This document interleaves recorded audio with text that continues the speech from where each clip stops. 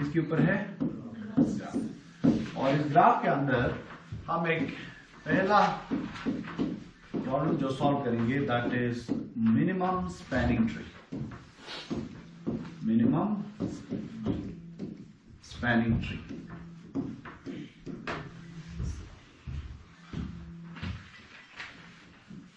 ठीक है,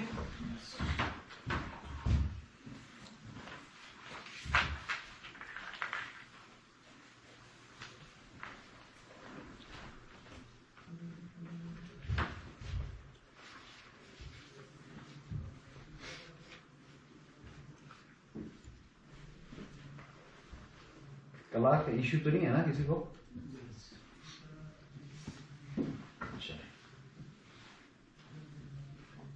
minimum spanning tree. सबसे पहले मिनिमम स्पैनिंग से पहले हम ये देखने की कोशिश करेंगे कि हमारे पास ग्राफ क्या है। जरा ग्राफ थ्योरी में हम पढ़े थे, ग्राफ क्या है? Graph consist of set of vertices and edges, है कि नहीं? और ट्री को क्या बोलते हो आप फिर? ट्री इज सब ग्राफ, है ना? अगर किसी ग्राफ में से एक ट्री निकालना होगा तो वो सब ग्राफ होगा, है ना? विदाउट किसके बगैर होगा? अरे साइकिल्स, एजेस होंगे उसमें। विदाउट साइकिल, साइकिल नहीं होगा। हे, कनेक्टेड होगा सारे वर्टिसेस और लेकिन उसमें साइकिल नहीं होगा। ठीक है जी? अगर मैं आपको ये बोलूं, if we have a graph with n number of vertices, with n number of vertices, with n number of vertices, तो मिनिमम नंबर ऑफ एजेस कितना होना पड़ेगा इन सारे वर्टिसेस को कनेक्ट करने के लिए? मैं फिर से बोल रहा हूं, देखिए अपने पास एक ग्राफ है, कितने वर्टिसेस है? n vertices. अब आप मुझे बताइए अपने पास कितने एजेस होना पड़ेगा मिनिमम से मिनिमम ताकि ये सारे वर्टिसेस कनेक्ट हो जाए? कितना होना पड़ेगा? n माइनस 1, है ना?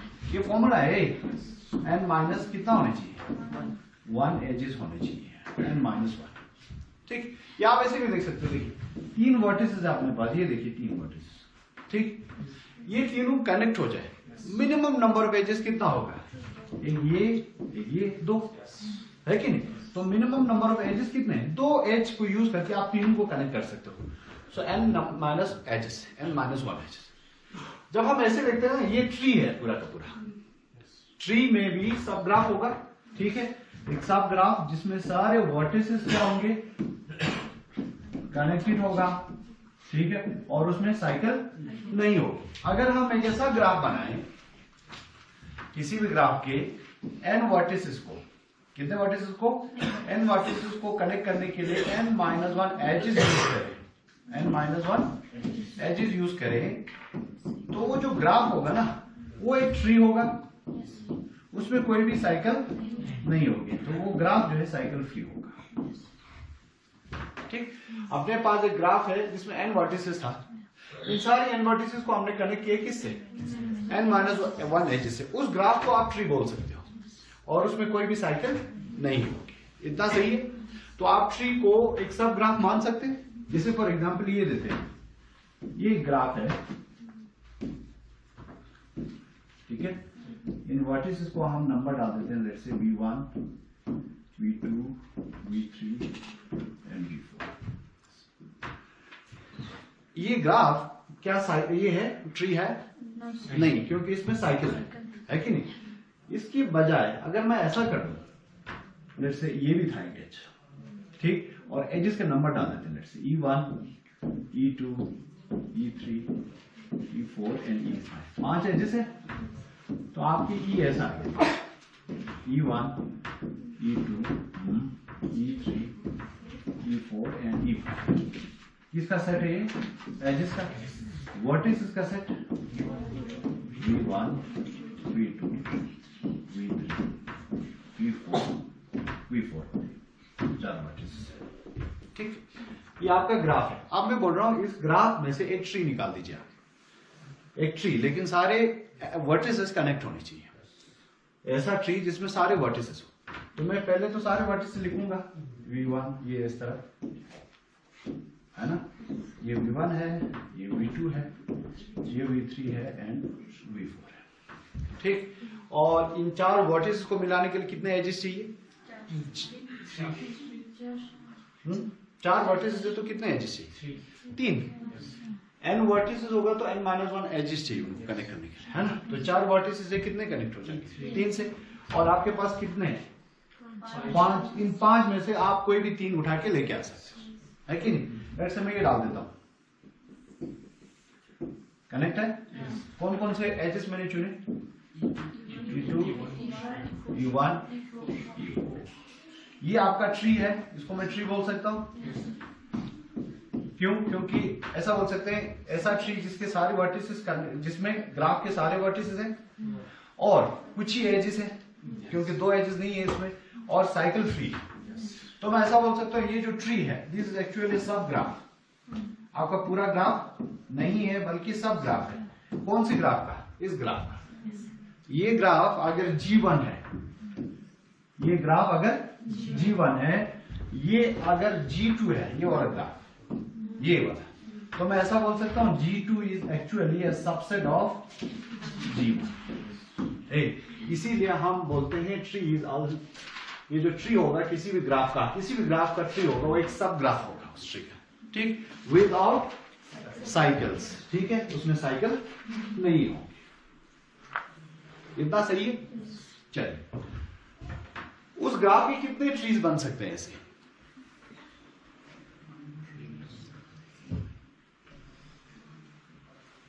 उस ग्राफ के कितने ट्रीज बन सकते हैं? बहुत लोग पॉसिबल है ना? तो आपको पहला काम ये हो गया, अब आज सर्च करोगे, ये देखोगे number of trees possible from a graph. इसी ग्राफ से कितने ट्रीज पॉसिबल है वो आपने देखना है।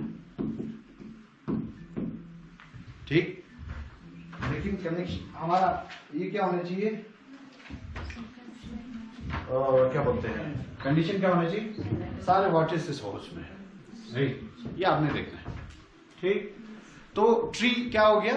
ट्री को हम बोलेंगे एक ऐसा सब ग्राफ जिसमें आपके लेट्स से फॉर एग्जांपल कुछ वर्टिसेस हैं, कुछ एजेस आएंगे। इस वाले में, इस ट्री में सारे के सारे वर्टिसेस आए हैं और एजेस में से कुछ एजेस आए हैं, कुछ एजेस नहीं आए।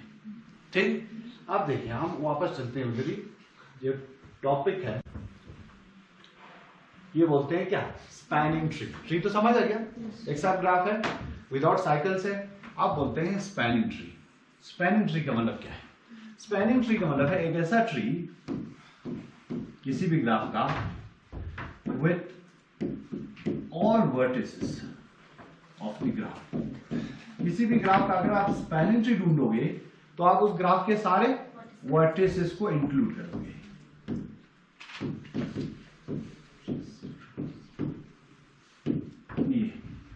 ठीक, जनरल ट्री में हम क्या बोलते हैं? सब ग्राफ। पॉसिबिलिटी है कुछ वर्टिसेस ना आए, ये भी पॉसिबिलिटी है, कुछ एजेस ना आए, लेकिन ये इंपॉर्टेंट क्या चीज है, उसमें साइकिल नहीं आनी चाहिए। लेकिन जब हम स्पैनिंग ट्री बोलते हैं किसी भी ग्राफ का, उस समय आपके ट्री में उस ग्राफ के सारे वर्टिसेस आना चाहिए और वो ट्री होना चाहिए।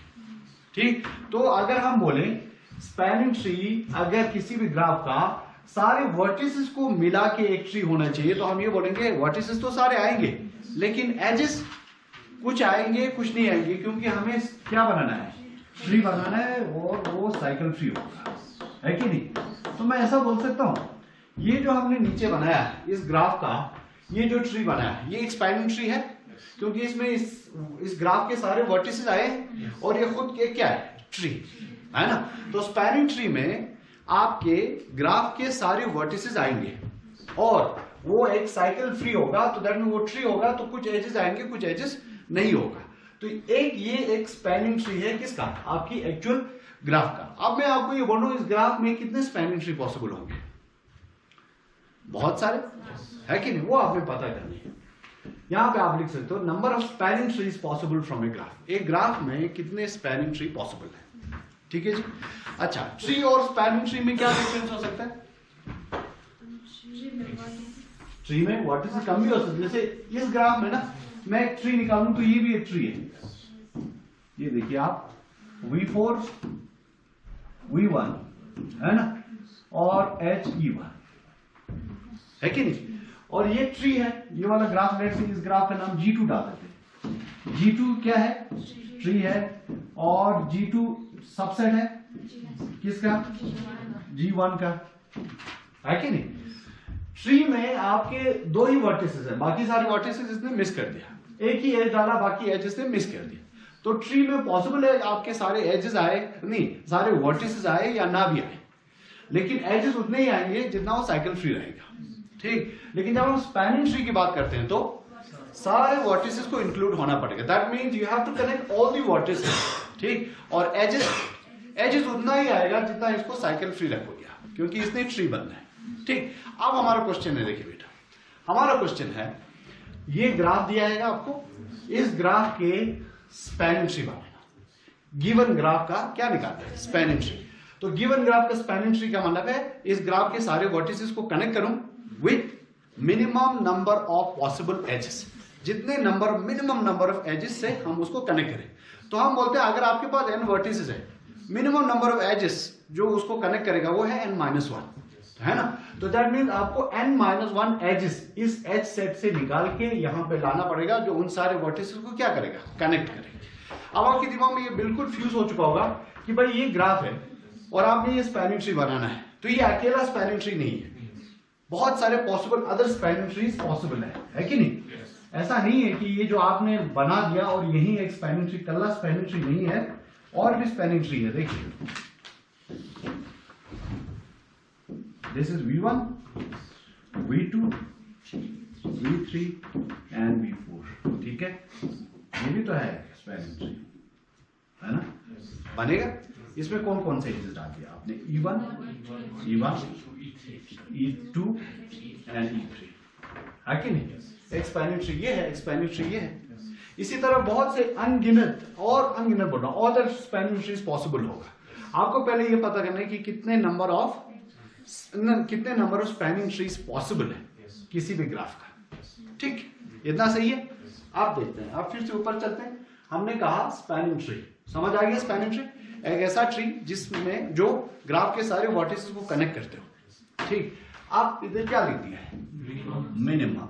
मिनिमम मीन्स सबसे छोटा, ठीक।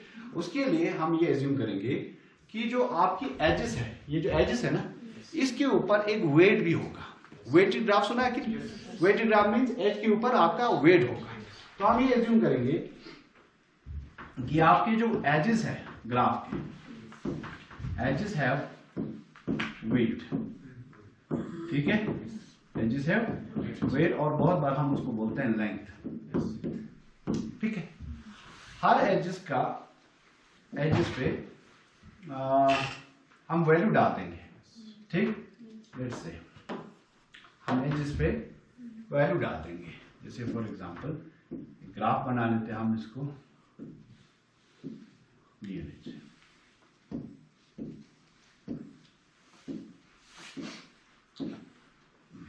This is V1, V2, V3, V4, V5, ठीक है।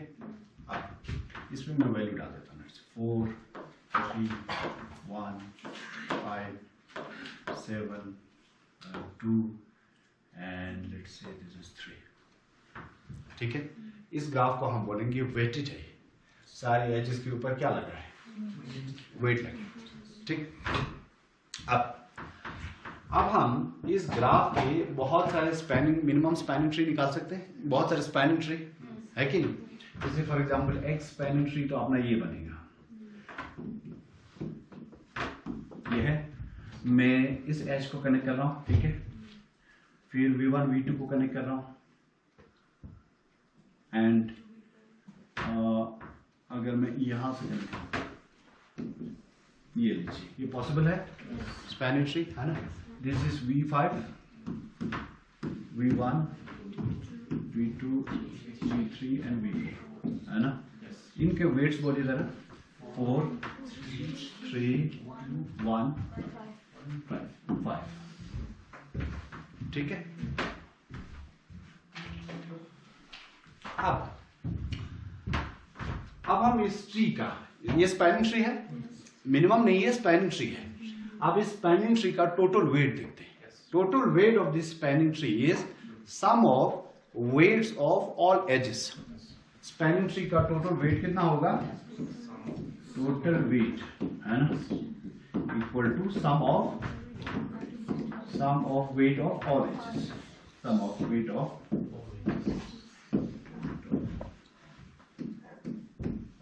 All edges of the tree. है ग्राफ का नहीं, ट्री। तो यहां पे लेके आया ऑफ दिस स्पैनिंग ट्री। अपने केस में जरा बताइए, ये हो गया 4 3 7 8 8 5 13। तो मैं बोलूंगा इस ट्री का टोटल वेट है 30, इस स्पैनिंग ट्री का, तो इस ग्राफ में से निकला था। ठीक, ओके। एक और ट्री पॉसिबल है, दूसरा ट्री बना सकते हो आप।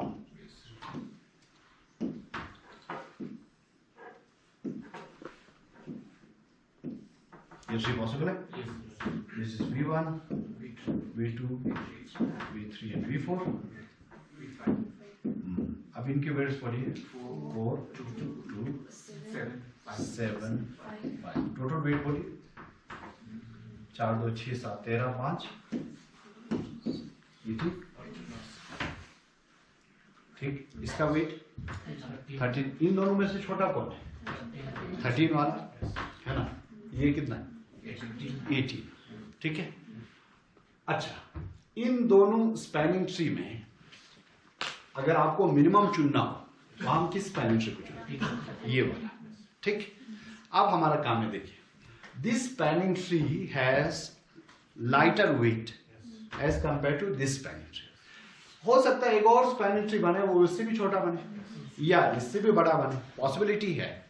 तो मिनिमम स्पैनिंग ट्री का मतलब है बेटा, किसी भी ग्राफ में जितने भी पॉसिबल स्पैनिंग ट्रीज होगा उन सब का मिनिमम वाला स्पैनिंग ट्री निकालना, दैट्स द प्रॉब्लम। ठीक, आपके पास एक ग्राफ दिया गया होगा, आपका काम रहेगा इस ग्राफ में से एक स्पैनिंग ट्री निकाला जाए जिसका वेट सबसे मिनिमम हो। अगर आपके पास ये दोनों स्पैनिंग ट्री हो, उसमें से मिनिमम को चुनना होगा तो आप किसको चुनोगे? इस स्पैनिंग ट्री को, है ना। अगर मैं आपको ये प्रॉब्लम बोलूं कि ये स्पैनिंग ट्री है, इसका मिनिमम निकाल दीजिए, तो आप क्या करोगे? As a lemma before going to the algorithm, आप क्या करोगे? आप सारे पॉसिबल स्पैनिंग ट्रीज को बनाएंगे कि नहीं? इस पूरी दीवार पे वो सारे स्पैनिंग ट्रीज बनाओगे और हर एक का क्या लिखोगे? वेट। और फिर सारे में से किसको चुनोगे? मिनिमम। ये प्रॉब्लम है हमारा। प्रॉब्लम है to find the minimum spanning tree of a graph, है ना। ट्री क्या है? ट्री किसी भी ग्राफ का एक सब ग्राफ है। स्पैनिंग ट्री क्या है? स्पैनिंग ट्री एक ऐसा ट्री किसी भी ग्राफ का जिसमें सारे वर्टिसेस कनेक्ट हो। और मिनिमम स्पैनिंग ट्री क्या है? सारे पॉसिबल स्पैनिंग ट्रीज में से जो भी मिनिमम वेट वाला स्पैनिंग ट्री होगा उसको निकालना है।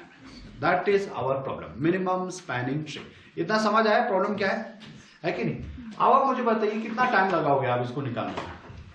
As a lemma before going to the algorithm बहुत टाइम लगेगा, है ना। ये तो कितने वर्टिसेस है? 5 ही वर्टिसेस है। अगर रियल लाइफ में जाए तो n नंबर बहुत सारे वर्टिसेस हो जाएंगे और उनका मिनिमम स्पैनिंग ट्री निकालना होगा तो वो तो बहुत ही मुश्किल है कि नहीं। इसलिए हमें एक बेटर एल्गोरिथम चाहिए। वो आप निकालोगे कि कितने number of possible spanning tree है फॉर ए ग्राफ। ठीक, किसी भी ग्राफ का number of possible spanning tree कितना है उतना तो निकालना पड़ेगा ना आपको। Let's say that is 4 raised power n है या n raised power 4 raised power n है। लेट्स से minimum number of possible spanning trees of a graph 4 raised power n है, where n is the number of vertices of the graph। तो इतने number of graphs तो आपको बनाना पड़ेगा spanning trees, और सबका क्या कैलकुलेट करना पड़ेगा? वेट। फिर उन सारे में से किसको चुनना है आपने? जिसका वेट, टोटल वेट मिनिमम। अब आपको मैं ये बताता हूं ये रियल लाइफ में कहां लगती है चीज। ठीक, ओके। लेट्स से जियो वाले लोग एक किसी जगह पे अपना नेटवर्क बनाना चाहते हैं, नया नेटवर्क। उसको ये चीज है, ये सिटीज है, ठीक, 5 सिटी, और उनके बीच में ये लेंथ है कि ये सिटी इस सिटी से 400 किलोमीटर दूरी पे, यहां से ये 200 किलोमीटर। रोड मान सकते हो आप। V1 और V2 के बीच में कितना डिस्टेंस है? 300 का डिस्टेंस, ऐसा समझ सकते हो, ठीक। अब उसका काम ये है इन सारे सिटीज को कनेक्ट करना है अपने नेटवर्क से, है ना। प्रॉब्लम क्या आएगा, वो बोलेगा कि ये मैं सारे सिटीज को कनेक्ट करना चाहूंगा with minimum number of possible wires, wire कम से कम इस्तेमाल करके मैं इन सारे सिटीज को कनेक्ट करूंगा। तो हमारा प्रॉब्लम इसमें फिट होगा कि नहीं? किसी भी ग्राफ का मिनिमम स्पैनिंग ट्री निकाल दीजिए, वही आपका सोल्यूशन है। किस और किस को इंक्लूड करना पड़ेगा वो आपको सिंपल स्पैनिंग ट्री बोल देगा, ठीक। जैसे कि मैं इसको भी मिला सकता था ना, या इसको मिला सकता है कि नहीं, ये वाला एज छोड़ दिया मैंने, ये वाला एज भी छोड़ दिया हुआ है ना। तो अगर रियल लाइफ में हम देखें तो इन चीजों पे स्पैनिंग ट्री हमें मदद कर सकता है। जैसे किसी जगह पे क्या डालना हो, किसी जगह पे नेटवर्क बिछाना हो, उस समय हमें बता सकता है किसी भी ग्राफ का मिनिमम स्पैनिंग ट्री निकाल दीजिए, वही गाइड करेगा आपको किसको और किसको मिलाना है, ठीक। और उसका टोटल वेट सबसे क्या होगा, मिनिमम होगा, ठीक। अपने पास ये मिनिमम स्पैनिंग ट्री निकालने के लिए 2 एल्गोरिथम है, जिनको हम बारी बारी पढ़ेंगे, ठीक। फर्स्ट इज क्रूस्कल्स,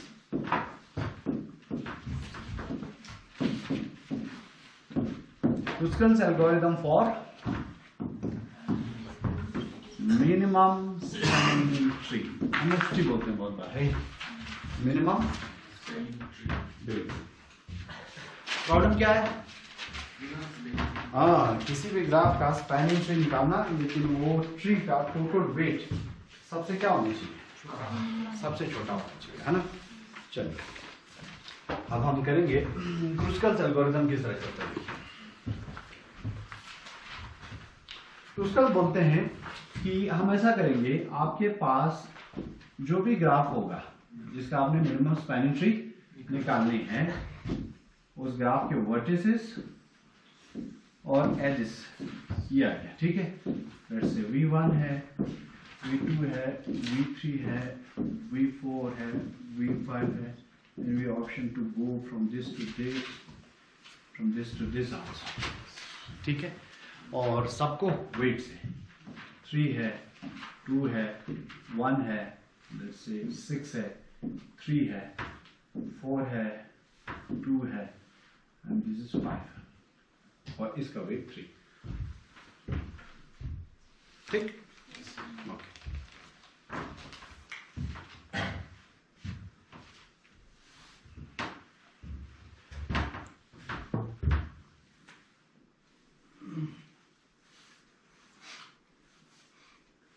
ठीक है, अच्छा अब हम एक काम करेंगे, शुरू में जितने भी वर्टिसेस हैं उन सारे वर्टिसेस को अलग अलग सेट में डाल देंगे, ठीक, अलग अलग सेट में। देखिए V1, V2, V3, ठीक है, V4 एंड V5, हो गया ये काम, पहला काम, सारे वर्टिसेस को इंडिविजुअल सेट्स बना के डाल दें। दूसरा काम हम करेंगे, इन एजेस को, ये जितने भी एजेस है ना, इनको सॉर्ट करेंगे एज पर देयर वेट्स, और जिसका वेट सबसे छोटा वो सबसे पहले आएगा, ठीक। तो आप अपने एजेस को सॉर्ट कर दीजिए। पहले कौन आएगा, V1 V2, ये वाला एज है ना, V1 V2, फिर V1 V5, ठीक, V3 V4 और V4 V5 और V2 V4 और V2 V3 और बस V1 और फिर बचा V1 V4 and let's say V5 V2 और कोई नहीं, बस ये एजेस है जिनको हमने सॉर्ट कर दिया एज पर दियर वेट्स। V1 V2 का वेट कितना है, V1 V5 2, V1 V5 2, ठीक, V3 V4 2, V4 V5 3, 2 वाले 2 ही है, V2 V4 4। अच्छा V2 V3 5, V1 V4 V1 and V4 6 and V5 V2। अरे उल्टा हो गया ना, लास्ट वाला रहेगा, लास्ट वाला कहीं और आना चाहिए, है ना, इधर आना चाहिए, है ना, ये डाल देंगे। कौन कौन है? V2 V5 है ना, ये सेट, ठीक है, ये आ गया। क्या कर दिए हैं? एजेस को एज पर दियर वेट सॉल्व, ठीक है। कल हीप पढ़े थे आपने? हीप पढ़ा? बुक नहीं था? आप बोलोगे इसको कैसे सॉर्ट करेंगे एजेस को आप, ठीक है। इसको सॉर्ट करने के लिए आप क्या यूज कर सकते हो? हीप यूज कर सकते हैं, हीप डेटा स्ट्रक्चर है। अगर हम इसके ऊपर मर्ज सॉर्ट लगाते हैं कितना टाइम लगेगा? Let's say number of edges is m, number of edges is m, तो कितना टाइम लगेगा? m times log m। क्या लगा देते हो? Merge sort. हम हीप सॉर्ट भी लगा सकते हैं, उसका भी कॉम्प्लेक्सिटी इतना ही आएगा, लेकिन उसके लिए आपको हीप पढ़ना पड़ेगा। इतना सही है। क्या किया? गिवन ग्राफ था, उससे हमने हर वर्टिसेस के लिए एक सेट बनाया। तो में कितने सेट्स होंगे? अगर n वर्टिसेस होंगे तो n सेट्स होंगे। हर वर्टेक्स के लिए एक सेट है कि नहीं? और एजेस को असेंडिंग ऑर्डर एज पर देयर वेट्स सॉर्ट कर दिया, ठीक। तो आप समझ लो आपके पास पूरा का पूरा एक लिस्ट है एजेस का, जिसमें वो एजेस जिसका वेट छोटा है वो पहले आएगा, आहिस्ता आहिस्ता जिनका वेट बड़ा है वो लास्ट में आएगा। फिर हमने सेट्स बनाए, इंडिविजुअल सेट्स, किसके लिए? हर n वर्टिसेस के लिए। इतना सही है। हम ये मान के चल रहे हैं अपने पास n वर्टिसेस है and m number of edges है। कितने number of edges? m number of edges, n number of vertices and m number of edges, ठीक है। फर्स्ट टाइम हम एक मिनिमम स्पैनिंग ट्री बना रहे हैं, तो उसको हम t से रिप्रेजेंट करेंगे। किससे रिप्रेजेंट करेंगे? t से। और फर्स्ट टाइम इस t में कोई भी वर्टेक्स नहीं गया होगा, इसीलिए उसको 5 बोलेंगे, ठीक है। क्या बोलेंगे? 5, ठीक। पहला काम, हम ये जो सॉर्टेड लिस्ट ऑफ एजेस है उसमें से जो बिगिनिंग पे होगा, शुरू पे ही, उसको उठाएंगे, पहला एज को। और पहला एज कौन है? V1 एंड V2, ठीक है। और V1 V2 ये वाला है ना, तो मैं उठा दिया उसको V1 V2, ठीक है। V1 V2, एक एच जिसका एक एंड V1 है, दूसरा एंड V2, ठीक। हमने पहले भी बोला है हम स्पैनिंग ट्री बना रहे हैं, तो दैट मीन्स कोई भी एज अगर आपके ऑलरेडी जो बना हुआ ट्री है उसमें साइकिल डाल रहा होगा तो उस एज को आप नहीं डाल पाओगे, है ना। तो जो भी एज आप ऊपर से लेके आते हो यहां से, पहले ये पता करेंगे कि इस एज की वजह से मेरे ट्री में कहीं साइकिल तो नहीं बनेगा, है कि नहीं। और वो साइकिल बनेगा कि नहीं बनेगा वो पता करने के लिए हम ये करेंगे, जैसे ये एज उठाए, इसके दो एंड, एक है V1 दूसरा है V2। हम देखेंगे V1 कौन से सेट में बैठा हुआ है, जो सेट बनाया था V1 कौन सा सेट है? ये। और V2 कौन सा सेट है? ये, है ना। और क्या ये दोनों सेट अलग अलग है? अगर ये दोनों अलग अलग सेट है, इसका मतलब ये है कि ये दोनों वर्टेसेस अभी तक कनेक्टेड नहीं है ना। तो हम इन दोनों को आराम से कनेक्ट कर सकते हैं, इसमें कोई साइकिल नहीं आएगा। तो हम H V1 V2 को यूज कर सकते हैं। तो हम पहला डाल देंगे V1 V2 को, यह आ गया V1 और दूसरा आ गया V2, और उसका वेट कितना है? 1। तो V1 V2 सेलेक्टेड है, ठीक। यहां से निकल जाएगा ये, क्योंकि इसको यहां से निकाला है, ठीक। और साथ ही साथ आपने इसमें काम करेंगे, देखिए ये V1 V2 था ना, इसको हम आप एक ही सेट के अंदर लेके आएंगे। क्यों? क्योंकि ये दोनों आप कनेक्ट हो गए, V1 V2 पहले अलग अलग था, आप V1 V2 दोनों मिल गए, ठीक।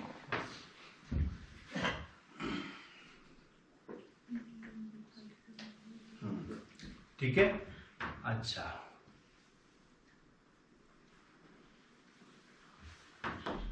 इधर से भी मैं आपको ऐसे दिखाऊं तो अच्छा लगेगा।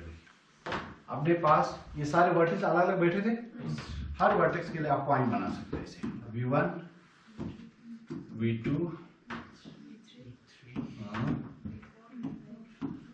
4 and 5। ठीक है, पहले ये सब लोग अलग अलग बैठे हुए।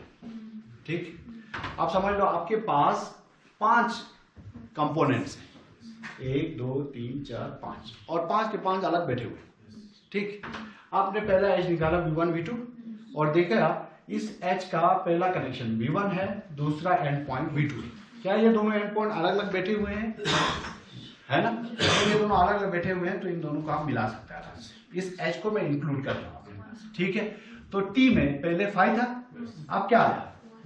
अब पहला एज आया ये, पहला एज आया है कौन? वो V1 V2, ये कनेक्ट, ये पहला एज हमने डाला T के पास।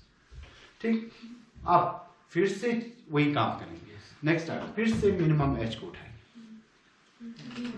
V1 V5। ठीक, इन दोनों को मिलाने के लिए क्या होना पड़ेगा? V1 अलग सेट में होना पड़ेगा, V5 अलग सेट में, है ना? V1 इस वाली सेट में और V5 उधर सेट में। इसका मतलब अगर ये दोनों अलग अलग सेट में है तो इसका मतलब है ये दोनों अभी तक कनेक्टेड नहीं है, इन दोनों को कनेक्ट कर सकते हो। तो यहाँ पे भी वही सेम आ रहा है।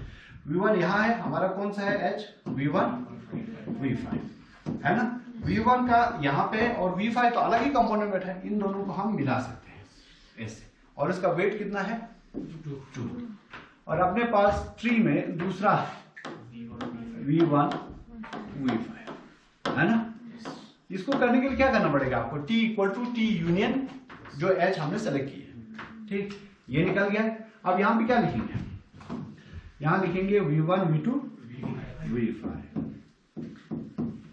ठीक, और उधर से V5 को हटा दें, खत्म।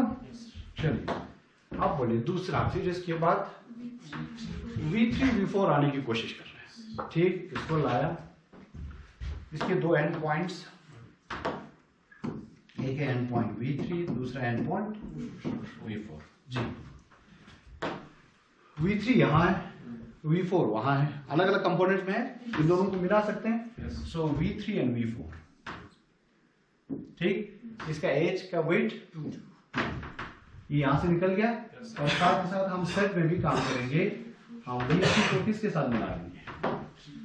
V3 को मिलाएंगे V4 के साथ। ठीक, अब देखो सेट्स के हिसाब से आपके पास 2 ही सेट बचे हैं। एक सेट में V1 V2 V5, दूसरे सेट में V3 V4। इधर भी आपके पास 2 कंपोनेंट्स होंगे, कनेक्टिव कंपोनेंट। एक कनेक्टिव कंपोनेंट ये, दूसरा कनेक्टिव कंपोनेंट ये। इसको मैं ट्री बोल सकता हूँ, इसको भी ट्री बोल सकता हूँ, है कि नहीं? आप बोलिए। अब अपने पास आएगा V4 V5, ये आ गया V4 V5। जो मैं V4 V5 को निकालूंगा, मुझे चेक करना है कि ये दोनों अलग अलग कंपोनेंट में है कि नहीं, है ना? एक है एंड V4, दूसरा एंड कौन है? V5, sorry. तो एक V4 है यहाँ पे, दूसरा V5 यहाँ पे, है ना? ये दोनों अलग अलग सेट्स में है तो हम आराम से उसको मिला सकते हैं। ये कौन था? V5। आराम से हम इनको मिला सकते हैं। ये आ गया V4 और इसके बीच में वेट कितना है? 3। ये आ गया, ये आ गया। अरे हाँ, ओके, पुराना वाला आया तो यही है।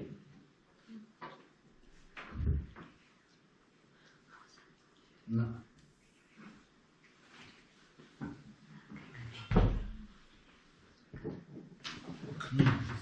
अच्छा, अब मुझे बोलिएगा, देखिए आप कहाँ है इसमें? थर्ड में? हाँ, थर्ड था ऊपर से था ये वाइट को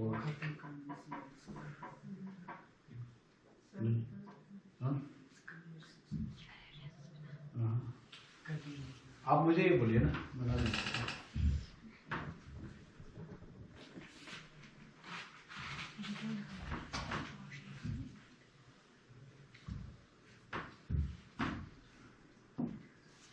जो अभी तक कनेक्टेड है वो बोल दीजिए। कौन सा कनेक्ट है, ये दोनों कनेक्ट होंगे है ना। फिर V3 V1 है, V2 है, V3 है, V4 V5 है ना। अब बोलिए ये 1 है। फिर किसको मिला है, V1 V5 को 2 है। फिर V4 V3 को 2 है। फिर V5 अब जो हम मिला रहे हैं वो V4 V5 है ना। कितना है, 3। ठीक है, हो गया खत्म। अब आपके पास एक ही सेट बचा है, V1 V2 V3 V4 V5 सारे सेट्स हो गए कनेक्ट। अब इसके बाद भी एजेस हैं आपके पास, एजेस थे ना, ठीक है। और नेक्स्ट टाइम कौन सा एज आएगा जरा बताइए, आपने दिखाया ना कॉपी में लिखा था ना शॉर्ट, कौन सा एज आएगा V4 V5 के बाद, V2 V5 V2 V5 V2 V4 V5 यहाँ 3 अच्छा एक और, हाँ यस, एक V2 V5 भी तो है, ये वाला ना V2 V5। अब बताइए क्या इस H को मैं मिला पाऊंगा आपने इसमें, V2 एक ही कंपोनेंट में है, V5 भी एक ही सेट में, और ये बोलेगा ये ऑलरेडी कनेक्टेड है। अगर इस H को आप डाल दोगे तो उससे क्या बनेगा, साइकिल है ना। V2 V5 इससे इसको कनेक्ट करोगे तो आपके अंदर एक साइकिल है और वो नो मोर ट्रिगर। ठीक, इसके बाद जितने भी एजेस होगा ना सब पे यही चीज ट्रू हो जाएगा कि भाई इन दोनों को ऑलरेडी हमने कनेक्ट कर दिया है, वो एक ही कंपोनेंट के अंदर होगा। ठीक, तो हमारा काम ये रहेगा जो भी एज आप वहां से सेलेक्ट कर रहे हो, एज क्या कर रहे हो, सेलेक्ट कर रहे हो, उनके एंड पॉइंट्स को चेक करो क्या वो एक ही कंपोनेंट में बैठा है कि अलग अलग कंपोनेंट में। अलग अलग कंपोनेंट में है तो हम उसको ऐड करेंगे, अगर अलग अलग कंपोनेंट में नहीं है तो हम उसको ऐड नहीं करेंगे। अलग अलग कंपोनेंट में नहीं होने का मतलब है, अलग अलग कंपोनेंट में नहीं होने का मतलब कि वो एक ही कंपोनेंट में बैठा हुआ है, तो इसका मतलब आप समझ सकते हो वो ऑलरेडी कनेक्टेड है। उस पे अगर आप ये एज डाल दोगे जिसको आप सेलेक्ट करके आए हो तो उससे आपके अंदर क्या होगा, साइकिल बनेगी। ठीक है, चलिए मैं एक और आपको एक ग्राफ दिखाता हूं, उस पर हम ये चीज चलाने की कोशिश करेंगे। पहला काम क्या किया, जितने भी वर्टिसेस थे सबके लिए सेट्स बना दिया। दूसरा काम सारी एजेस को सॉर्ट कर दिया in ascending order of their weight. ठीक, फिर एक लूप चलाया जिसमें सारी एजेस को हम सेलेक्ट करने की कोशिश करेंगे। ठीक, और उसमें पहला एज हम सेलेक्ट करते हैं जिसका वेट सबसे छोटा था, उस एज के दोनों एंड्स को देखते हैं वो दोनों एंड पॉइंट क्या अलग अलग कंपोनेंट में बैठा है कि एक ही कंपोनेंट में। अगर अलग अलग कंपोनेंट में बैठा होगा तो उस एज को अपनी टी वाली सेट में मिला देंगे, अगर नहीं होगा तो उसको नहीं मिलाएंगे, हम दूसरे एज के पास चले जाएंगे। ठीक, तो देखो हम ग्रीडी हैं किस पे, वेट, ट्री के एज के, है ना, वेट के लिए हम ग्रीडी। हम उस एज को मिलाने की कोशिश कर रहे हैं, पहले लाने की कोशिश कर रहे हैं जिसका वेट छोटा हो, है ना।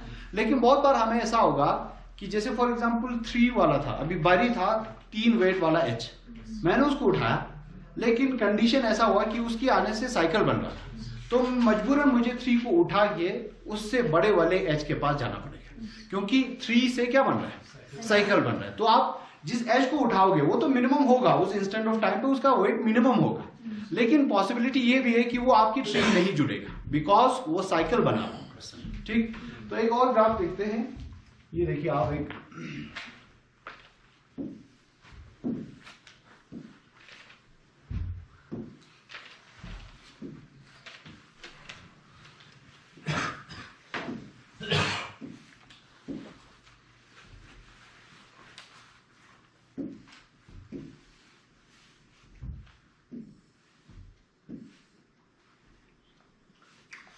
ये 1 है, ये 4 है, ये 3 है, ये 5 है, ये 3 है, ये 2 है,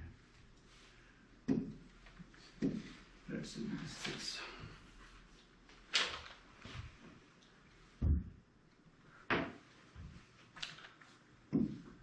V1, V2, V3, V4, V5 and V6।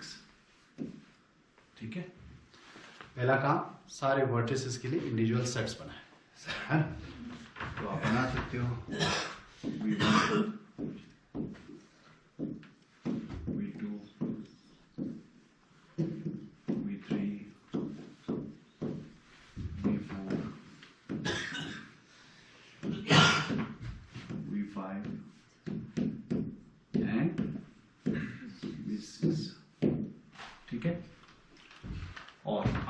Edges को सॉर्ट करोगे एज पर देयर वेट्स Yes. जी. लेट्स से एज 1 वाला कोई है V3 अनडायरेक्टेड है तो V3 V4 V4 V3 एक ही एज है. दूसरा 2 वाला है V1 V2 बोल सकता हूँ मैं और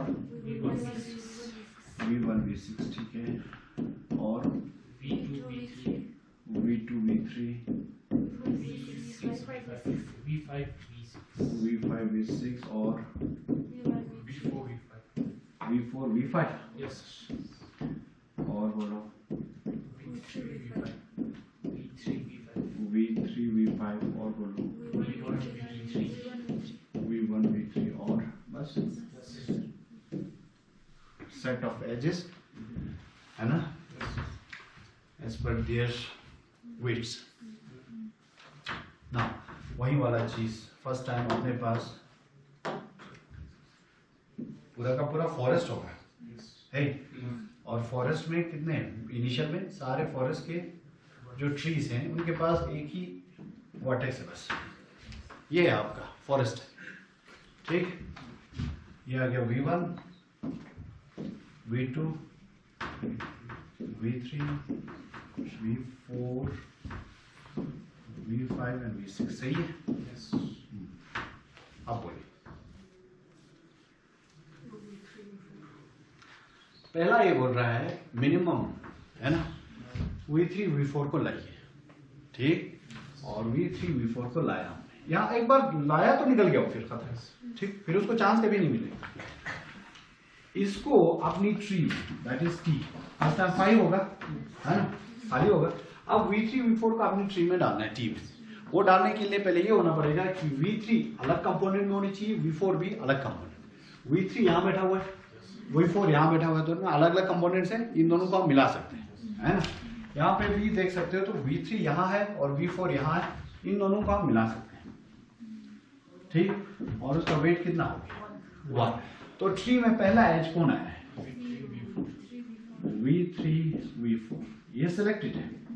ठीक V3 V4 को ही पहले क्यों लिया क्योंकि इसका एच का वेट सबसे कम था और हम ग्रीडी हैं एच के वेट पे. ठीक तो इन दोनों को हम मिला के एक ही कंपोनेंट में डाल देंगे मींस एक ही सेट में V3 और V4 हो गया. चलिए नेक्स्ट टाइम ये काम हो गया. फिर हम बोलेंगे V1 V2 है ना. V1 और V2 कनेक्ट करने के लिए ये दोनों अलग अलग कंपोनेंट में होने चाहिए. वो है ऑब्वियसली है. तो V1 यहाँ पे है और V2 यहाँ पे है. इन दोनों को हम आराम से मिला सकते हैं और इसका वेट कितना है 2. ठीक ये चीज हम इधर अपडेट भी करेंगे V1 और V2.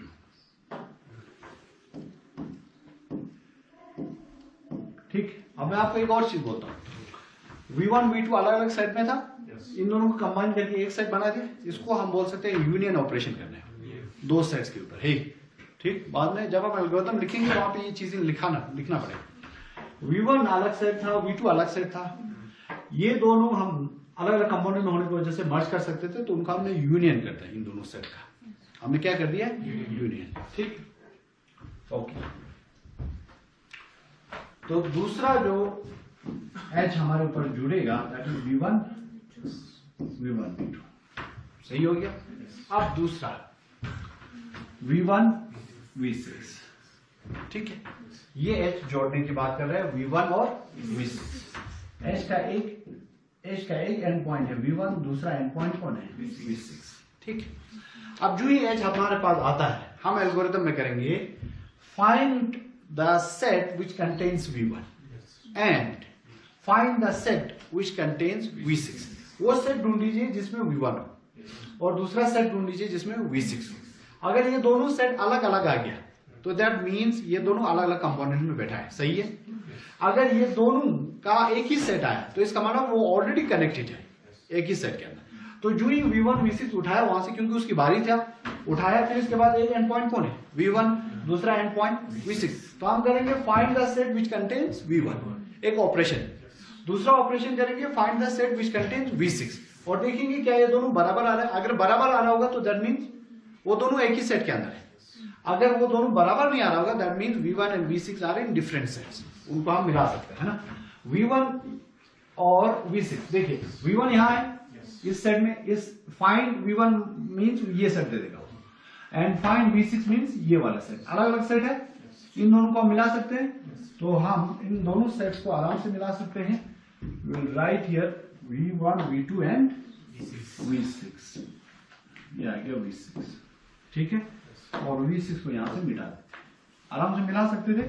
सेम यहां पे हम मिला देंगे V1 एंड V6 को। वेट कितना है 2, और अपनी ट्री में इसको ऐड कर देंगे V1 V6। अब बोलिए बारी V2 एंड V3, ठीक। हम V2 V3 को उठा के लेके आएंगे, एक एंड पॉइंट है V2, दूसरा एंड पॉइंट कौन है V3, ठीक। V2 का सेट फाइंड करेंगे, V3 का सेट फाइंड करेंगे। V2 का सेट कौन है ये वाला, एंड V3 का सेट कौन है ये वाला। क्या ये दोनों अलग अलग सेट है? तो दैट मीन्स ये दोनों अभी तक कनेक्टेड नहीं है, तो इन दोनों को हम कनेक्ट कर सकते हैं। तो हम बीच में से ये दीवार हटा देंगे और ये दोनों मिल जाएगा, V3 V4, सही है। ये कौन था V2 V3 को मिला था ना, है ना। तो ये दोनों अलग अलग उसमें थे ना, क्यों, है ना। ये दोनों सेट, इन दोनों सेट को यूनियन करना मीन्स, एक मिनट मैं अभी फिर से दिखाता हूँ।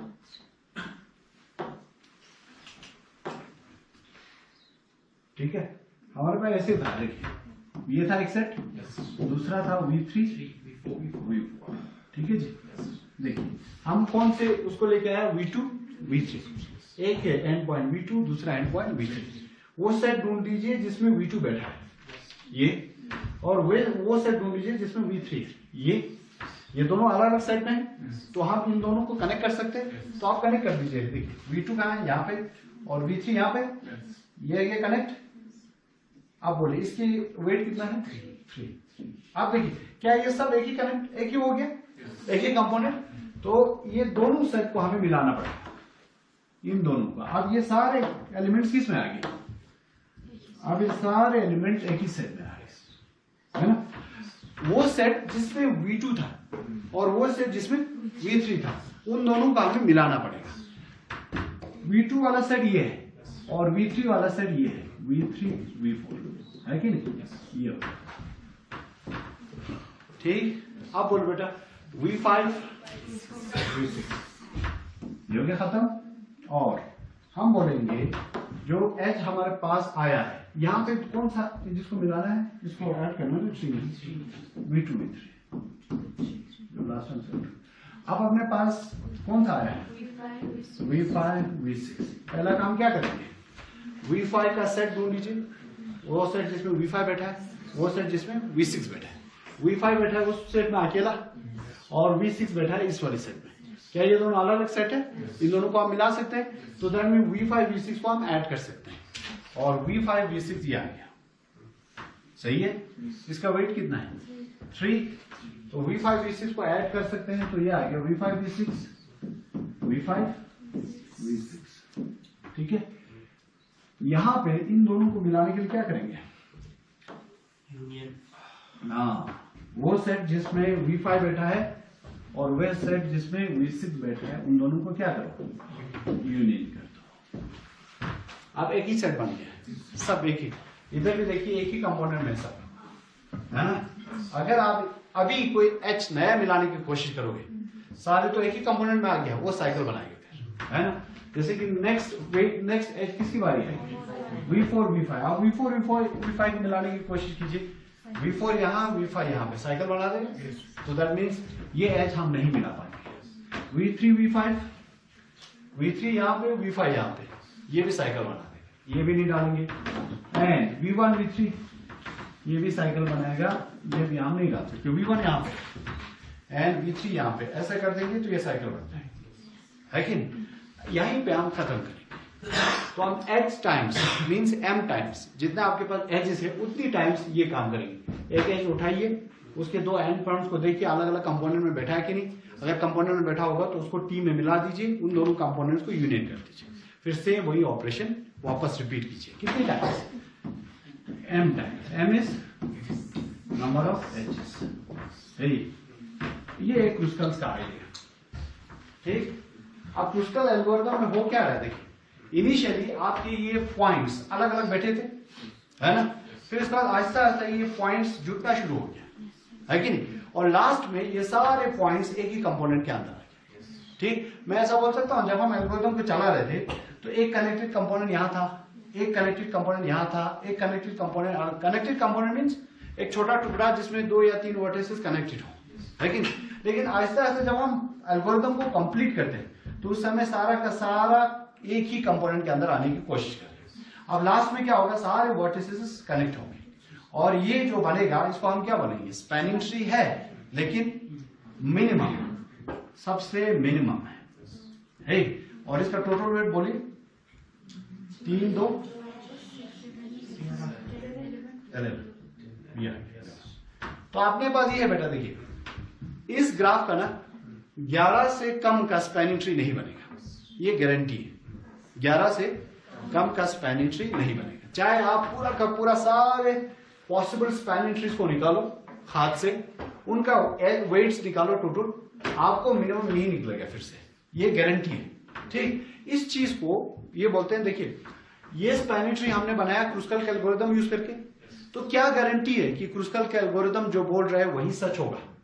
ये अगर आप देखना चाहते हो तो हम इसको, अगर आप देखना चाहते हो तो ऑनलाइन भी देख सकते हो, मैं आपको मटेरियल भी प्रोवाइड कर दूंगा। ठीक है, देखो ऐसा है ना, क्रुस्कल ने एल्गोरिथम तो बना दिया, ऐसा तो जरूरी तो नहीं है ना कि वो निकाल रहा होगा तो वही सच है? तो उसके लिए हमें देखो कोई भी चीज ऐसे नहीं आती है, मतलब क्रुस्कल ने एल्गोरिथम बना दिया और हमने मान लिया, ऐसा तो नहीं होगा ना, है कि नहीं। तो उसको हम बोलते हैं करेक्टनेस, करेक्टनेस ऑफ, हम बोलेंगे कह रहे हैं यहाँ पे करेक्टनेस ऑफ क्रुस्कल एल्गोरिथम।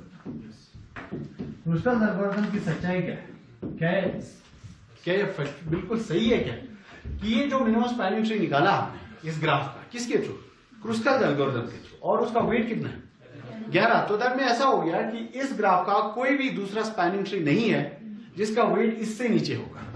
हो सकता है 11 के बराबर को दूसरा स्पैनिंग ट्री निकले, लेकिन 11 से नीचे नहीं होगा, ये गारंटी दे रहा है कौन, क्रुस्कल एल्गोरिथम। तो दैट मींस हमें देखना पड़ेगा कि करेक्टनेस ऑफ क्रुस्कल एल्गोरिथम के भाई जो ये बोल रहा है वो सच ही है कि नहीं। तो दैट मींस हमें क्या बनना है, प्रूफ देखना पड़ेगा कि हाँ ये सच है करके, है कि नहीं।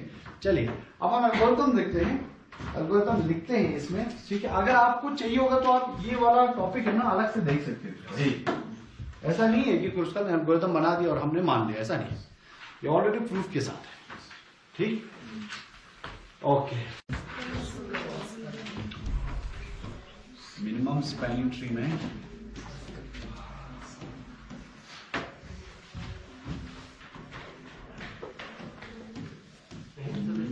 Minimum spanning tree greedy algorithm है, उसने हमने पहला किया है क्रुस्कल्स।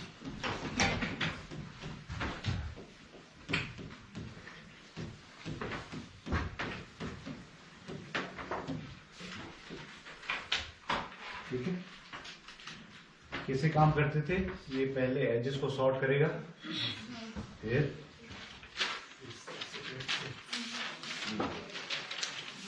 एल्गोरिथम फिर से लिखता हूं ताकि हम फाइनल एनालिसिस कर रहे हैं। ठीक है, चलिए उस दिन भी हमने लिखा था स्टेप नंबर 1, एक टी लेंगे, इसको एम्प्टी रखेंगे, है ना, T will representing the minimum spanning tree. ठीक, फिर इसके बाद सेकंड स्टेप पे सॉर्ट करेंगे एजेस को, किसके हिसाब से, उनके वेट के हिसाब से, है ना, sort the edges in descending order.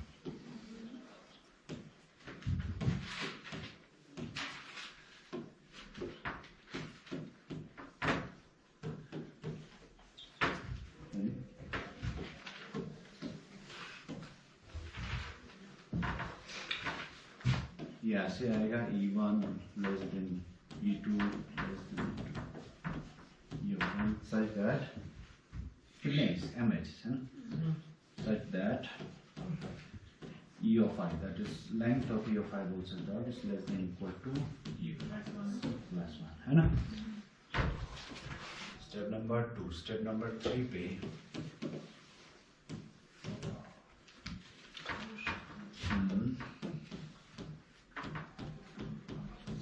1 to m number of edges.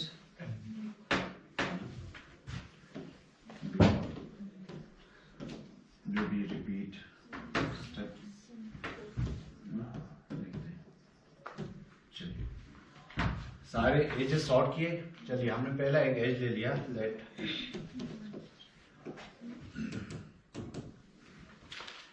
E of आई, जो अभी एज हमने उठाया है, ठीक है, उसको किससे रिप्रेजेंट किया? ई ऑफ आई से. उसके दो end points, U and B. ठीक. अब हमें पता करना है जो एज हमने सेलेक्ट किया जिसके end point U and B है, देखना है क्या वो दोनों एक ही कंपोनेंट के अंदर तो नहीं है. अगर कंपोनेंट एक ही कंपोनेंट के अंदर होगा तो उसको ऐड नहीं करना है ना? अगर अलग अलग होगा तो उसको ऐड कर देंगे, है ना? इफ तो हम पता करेंगे किससे? फाइंड सेट से. Find set of U not equal to find set of V, है ना? Find set of V. अगर u वाला set not equal to v वाले सेट, दैट मींस ये दोनों अलग अलग सेट में बैठे हैं, अलग अलग कंपोनेंट में, देन हम ऐड कर सकते हैं फिर, है ना? Then we can add. Step number 6 पे क्या लिखेंगे? t में हम ऐड कर सकते हैं ना, t union e of i, है ना? e ऑफ i वही है, u v वाला है. ये चला गया. फिर इसके बाद यूनियन करना है. स्टेप नंबर 7, यूनियन करेंगे किसको? फाइंड सेट यू वाला set and find set V वाला सेट. ठीक है. ओके. फिर हम कहेंगे for i equal to 1 to n repeat step 4 to 7.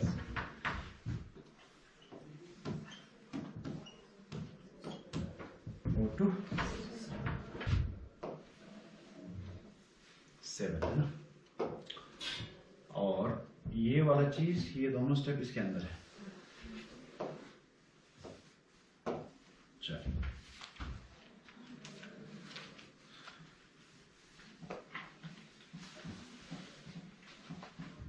ठीक है. चलो अब टाइम बताइए. इसको सॉर्ट करने के लिए m log m.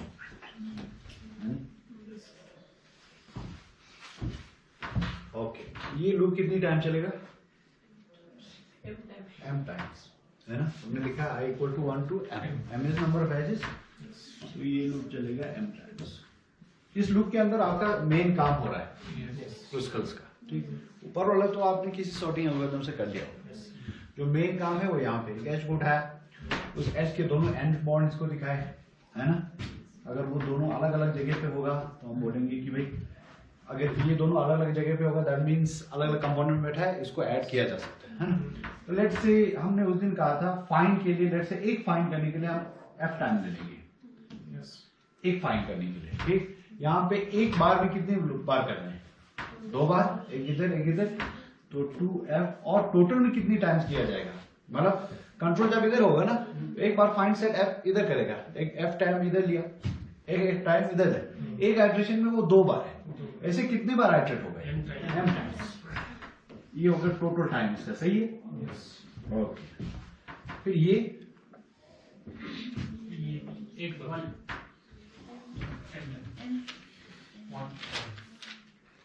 हाँ नहीं, एक बार में वन टाइम लेगा. ठीक है. ऐसे कितनी बार? हाँ फिर से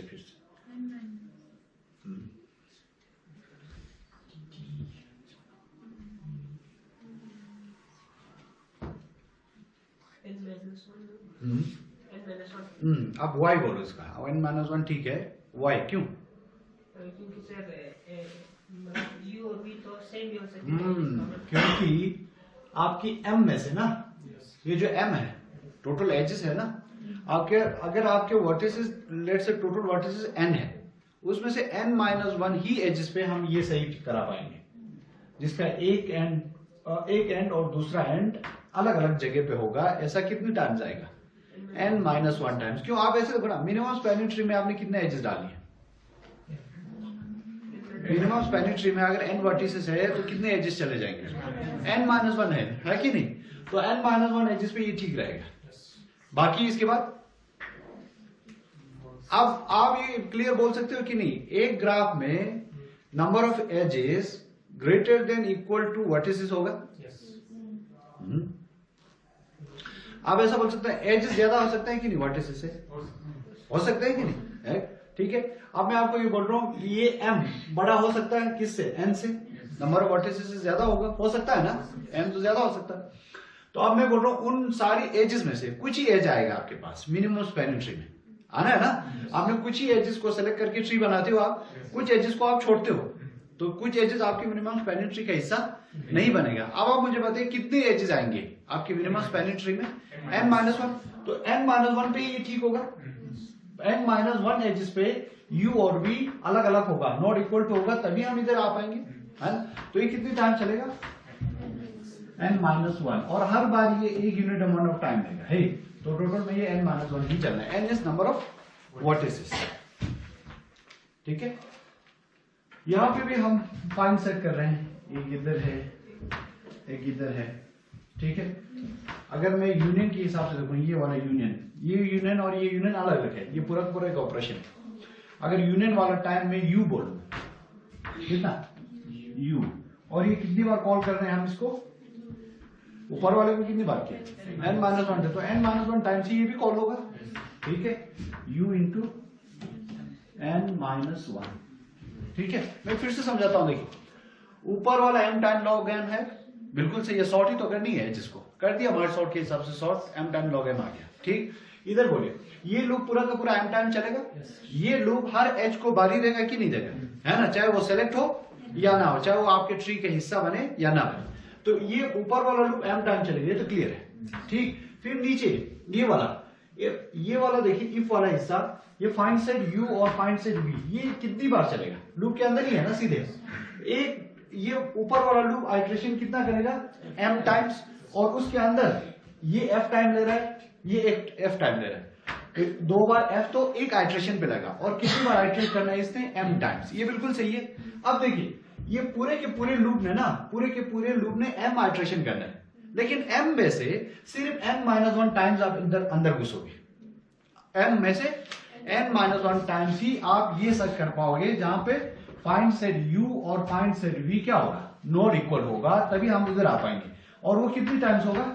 n-1 टाइम्स। कैसे होगा n-1 टाइम्स? क्योंकि आपकी मिनिमम स्पैनिंग ट्री में m में से, ये आप बोलेंगे अगर n वर्टिसेस है तो n-1 एजेस ही आपके अंदर आएगा, ठीक। तो ये टोटल कितनी टाइम चलेगा? n-1 time. तो अगर ये n-1 टाइम से, तो ये भी तो अंदर ही है, f क्या है ना। तो ये यूनियन भी कितनी टाइम चलेगा? n-1 times. हमने बोला अगर एक यूनियन करने के लिए u टाइम लग रहा है और हमें कितनी बार करना है? n-1 टाइम, तो टोटल टाइम हो गया u इंटू n-1। इतना सही है? चलिए, आपको ये घर पे जाके रियलाइज करना पड़ेगा, आपको देखना पड़ेगा ग्राफ लेकर कि हाँ, ये वाला इफ के अंदर जो दो स्टेटमेंट्स है वो n-1 टाइम्स ही चलेगा, है।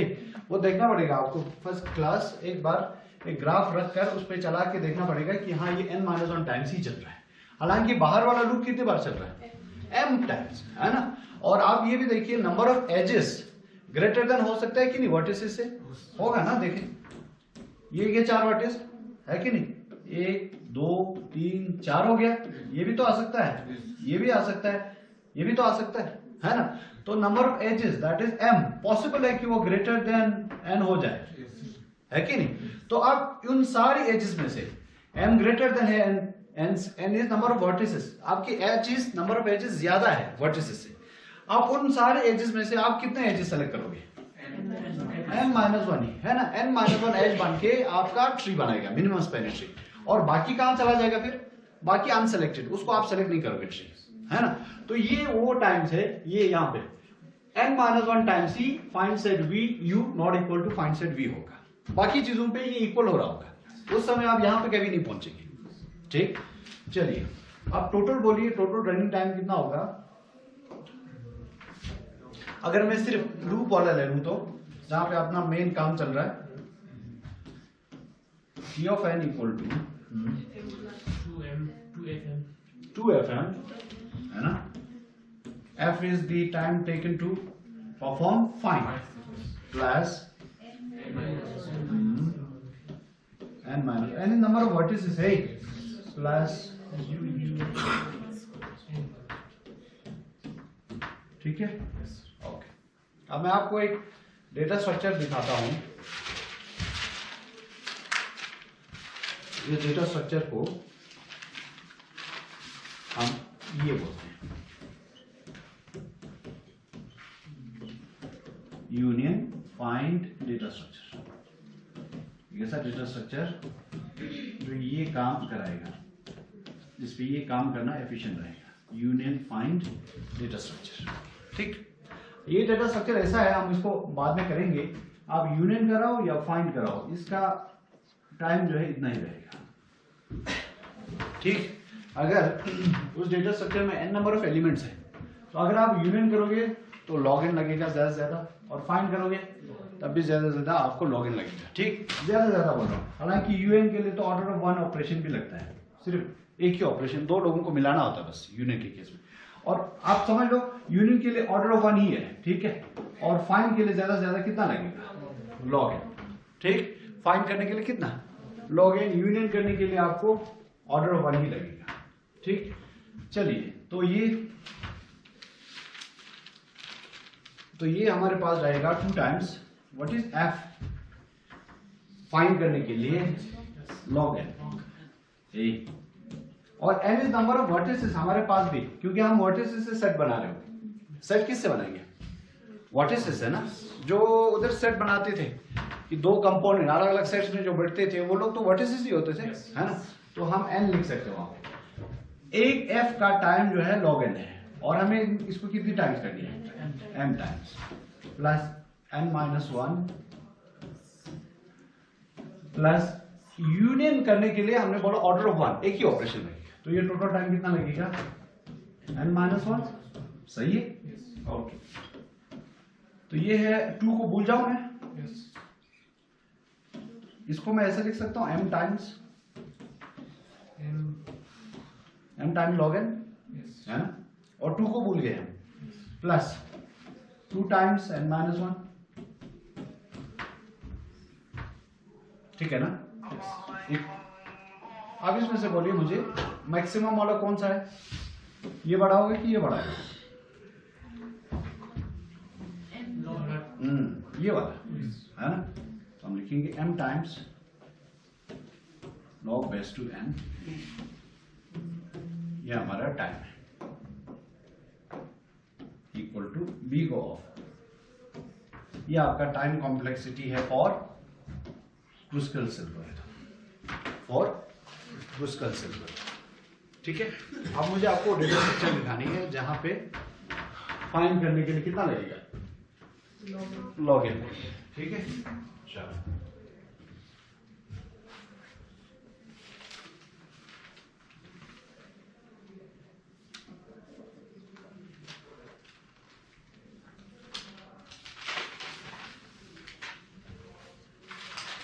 इतना सही है।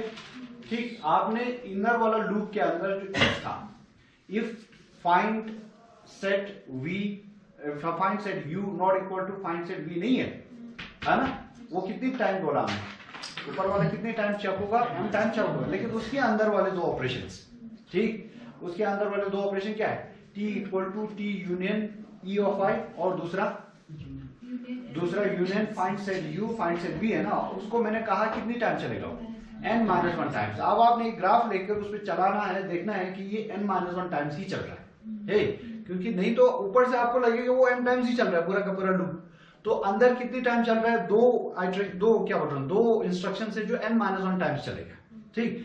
और क्यों n-1 टाइम चलेगा वो आपको देखना है। क्यों? क्योंकि हमारे पास आपके टोटल वर्टिसेस में से, टोटल एजेस में से जो भी नंबर ऑफ एजेस है, let's say m number of edges है, अगर m नंबर ऑफ एजेस है तो उनमें से कुछ ही एजेस को आप मिनिमम स्पैनिंग ट्री के लिए इंक्लूड करेंगे। और वो कितना होगा एग्जैक्टली अगर आपके पास n नंबर ऑफ वर्टिसेस होगा तो n-1 एजेस ही आपके पास मिनिमम स्पैनिंग ट्री में आएगा। तो आप अपने अंदर वाला ये स्टेटमेंट देखो, ये दोनों उन्हीं एजेस पे चलना है जो आपकी ट्री में आएगा। आएगा कि नहीं आएगा? देखो ना, हमने लिखा है t equal to T union E of I, तो दैट मीन ये ई ऑफ आई वो एज है जो आपकी ट्री में आएगा ना। तो ऐसे कितने एजेस है जो आपकी ट्री में आएगा? n-1, ऑब्वियसली n-1 ही तो आना है टोटल, तो ये n-1 टाइम्स चलेगा। और हमने इसको n-1 इसलिए बोला क्योंकि m का क्वांटिटी ज्यादा हो सकता है ना, एजेस ज्यादा हो सकते हैं आपके, तो इसीलिए हमने ये n-1 बोला कि ये टोटल वर्टिसेस में से एक कम, इतनी टाइम चलेगा। इतना सही है। आपकी मिनिमम स्पैनिंग ट्री में अगर n नंबर ऑफ वर्टिसेस हो किसी ग्राफ का, तो उस ग्राफ में से अगर हम मिनिमम स्पैनिंग ट्री निकालें तो हमें बिल्कुल गारंटी है कि n-1 एजेस होगा, इससे तो ज्यादा नहीं होगा, एग्जैक्टली n-1 एजेस। तो अगर ये एज हम t में इंक्लूड कर रहे हैं तो ये वो वाला स्टेटमेंट है जहां पे आप किसी एज को आपकी अपनी ट्री में इंक्लूड कर रहे हो। तो ये कितने टाइम चलाओगे आप, कितने एजेस को इंक्लूड करना है? n-1। तो दैट मींस ये टोटल में ये पूरा स्टेटमेंट n-1 चलेगा। बाहर वाला लूप कितनी टाइम चल रहा है? m times. तो आप समझ लो m टाइम्स में से n-1 टाइम्स कंट्रोल यहां पहुंचेगा। ठीक, m में से कितनी टाइम्स? n-1 टाइम्स कंट्रोल यहां पहुंचेगा। इतना सही है? चलो,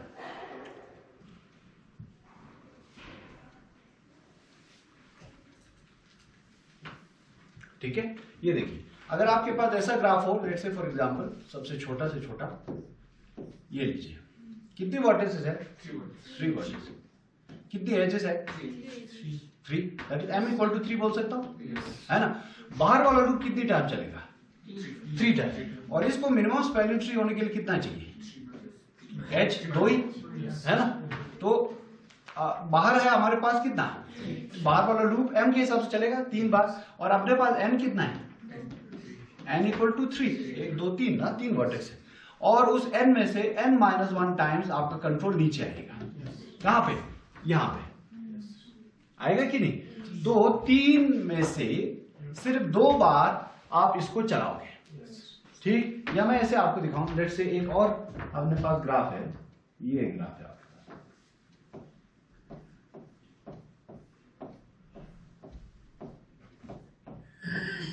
जी। कितने एजेस है? ये हो गया 1 2 3 4 5 6 7 8 9 10, है ना। तो m इक्वल टू 10। वर्टेक्स कितने हैं? 1 2 3 4 5 एंड 6, n इक्वल टू 6। अब मुझे बोलिए बाहर वाला लूप कितनी बार चलेगा? 10 टाइम्स हर एज को। लेकिन वो 10 में से आपका ये वाला 2 स्टेटमेंट कितने टाइम चलेगा? n-1 5 times. क्यों?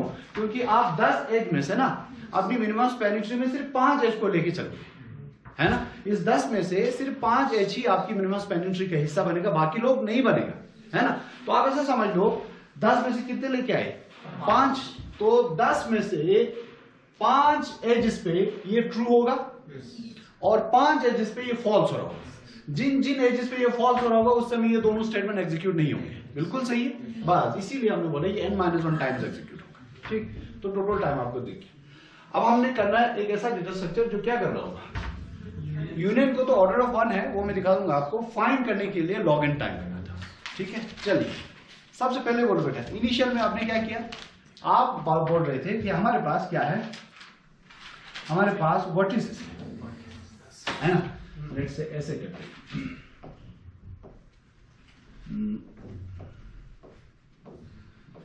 ये V1 V2 V3 and V4। ठीक है, इनिशियल में आपने इन सब के लिए क्या बनाया? अलग सेट, है ना। वाला हमें लिखना चाहिए था, चल एनीवे। कितना ऑपरेशन लगेगा हर के लिए अलग अलग सेट बनाने के लिए? जितना वर्टिसेस है तो ये n लगेगा, है, और वो इससे कम ही होगा, तो वो आपकी टोटल टाइम कॉम्प्लेक्सिटी में आएगा भी। ठीक, अब जी फिर क्या करते हो आप? फिर आप एक एज उठाते हो जिसका वेट अभी मिनिमम है अभी के लिए, ठीक, तो let's say that as is V1 and V2। एक ऐसा है जिसका एक एंड पॉइंट V1 है, लेट्स से दूसरा एंड पॉइंट V3 है, लेट्स से दूसरा एंड पॉइंट V3। तो आप क्या करते हो, आप आते हो फाइंड सेट करते हो V1 और फाइंड सेट करते हो V3। अगर ये दोनों अलग अलग होगा तो हम क्या करेंगे, उनको ऐड करेंगे, नहीं तो नहीं।